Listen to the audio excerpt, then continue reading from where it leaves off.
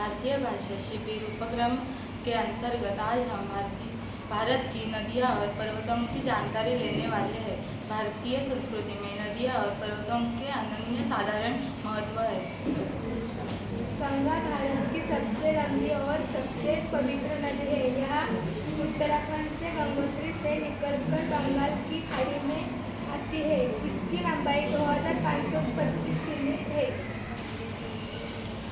सिंधु नदी मानसरोवर झील के पास से निकलती है। इसकी प्रमुख सहकारी नदियाँ झेलम, चिनाब, रावी, व्यास, सतलज हैं। ब्रह्मपुत्र नदी द्वीप से निकलकर भारत के अरुणाचल प्रदेश और आसाम से होती हुई बांग्लादेश जाती है।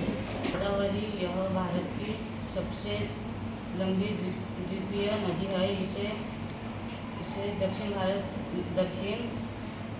गंगा भी कहा जाता है। कावेरी नदी दक्षिण भारत की एक प्रमुख नदी है जो तमिलनाडु और कर्नाटक से होकर बहती है। नदियाँ प्रकृति की अमूल्य धरोहर है। वे मानव जीवन, कृषि, उद्योग तथा पर्यावरण के लिए अत्यंत महत्वपूर्ण है। भारतीय संस्कृति और सभ्यता का विकास भी नदियों के किनारे हुआ है। पर्वत मानसूनी हवाओं को रोककर वर्षा करने में मदद करते हैं। पर्वतों पर औषधीय वनस्पतियाँ और वन्यजीव पाए जाते हैं, साथ ही खनिज उपलब्ध होते हैं। हिमालय पर्वत रशिया का एक विशाल पर्वत है जो पश्चिम से पूर्व तक लगभग 2500 किलोमीटर की लंबाई में फैला है। इसमें माउंट एवरेस्ट और कंचनजंगा जैसी सबसे ऊंची चोटियाँ शामिल हैं।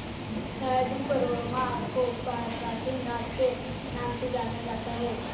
यह भारत के पश्चिम तट के साथ फैसला लेना एक विशाल पूर्व क्षेत्र है। अरावली पर्वत दुनिया का सबसे प्राचीन और बड़ा पर्वत श्रृंखला में से एक है जो उत्तर पश्चिम भारत से राजस्थान, गुजरात से राज्य में फैला हुआ है। कळसुबाई यह महाराष्ट्र का सबसे ऊंचा पर्वत है। इसे महाराष्ट्र का एवरेस्ट भी कहा जाता है।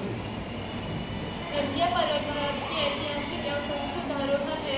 उनका संरक्षण करना प्रत्येक नागरिक का कर्तव्य है ताकि आने वाली पीढ़ी भी उनका महत्व और सौंदर्य का लाभ उठा सके।